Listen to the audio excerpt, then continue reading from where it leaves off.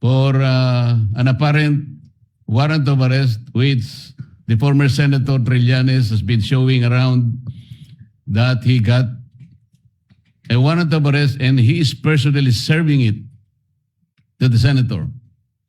The first question is former Senator Trillanes now the sheriff of the ICC? And he has been working with the Interpol, Mr. President. This is all questionable. As I said earlier, Mr. President, this is not only an assault to our colleague, but principally it is an assault, an insult to this institution.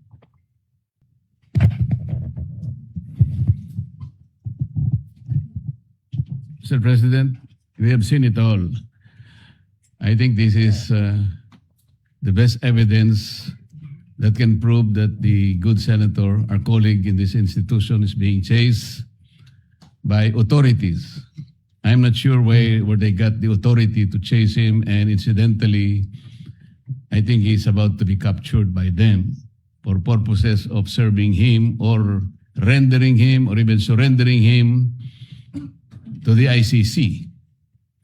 I'd like to ask, Mr. President,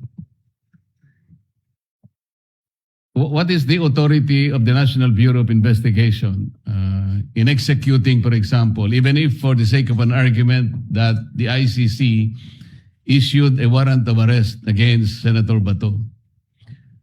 As far as I know, Mr. President, the counterpart of the Interpol, which is the serving arm of the ICC in executing warrants, the Interpol's counterpart in this country is PCTC, which is the Philippine Center for Transnational Crimes. And I check that it is now it used to be under the Office of the President and under the control and supervision of the NAPOLCOM.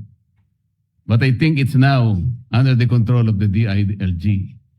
So my question is, how come that the NBI is chasing Senator Bato for an apparent warrant of arrest which the former Senator Trillanes has been showing around that he got a warrant of arrest and he is personally serving it to the senator? The first question is former Senator Trillanes now the sheriff of the ICC? And he has been working with the Interpol, Mr. President. This is all questionable. As I said earlier, Mr. President, this is not only an assault to our colleague, but principally it is an assault, an insult to this institution.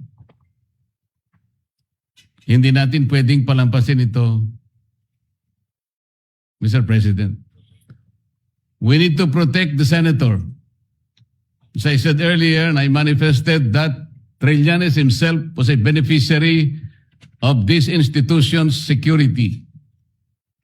Humingi po siya ng Senate Protective Custody nung panahon na kinailangan niya po ito. Ngayon, ironically, he's the one executing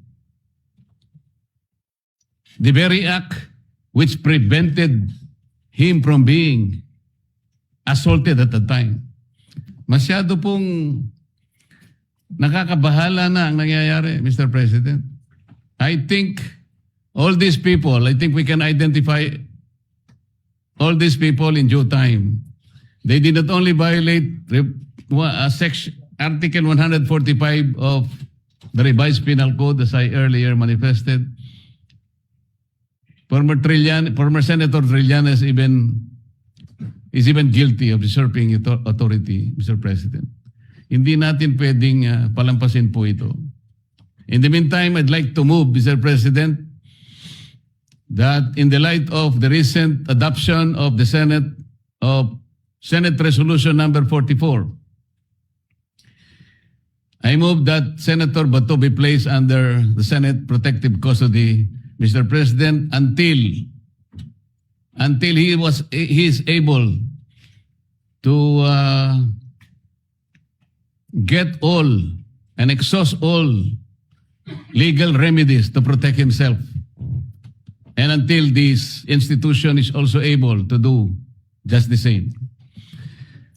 Mr. President,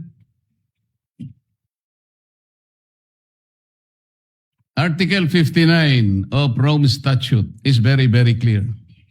It's very, very clear.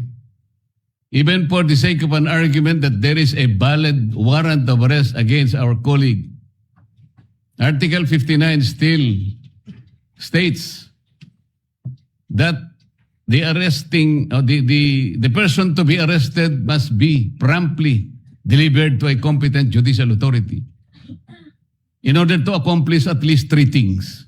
Number one, to identify or to ascertain the identity of the person being arrested. Number two, whether the processes, the legal processes have been observed. And number three, whether or not his rights were protected. This is very, very important for purposes of protecting the due process and the rule of law, which our colleague can avail, Mr. President. The motion is consistent with our rules, is consistent with Senate Resolution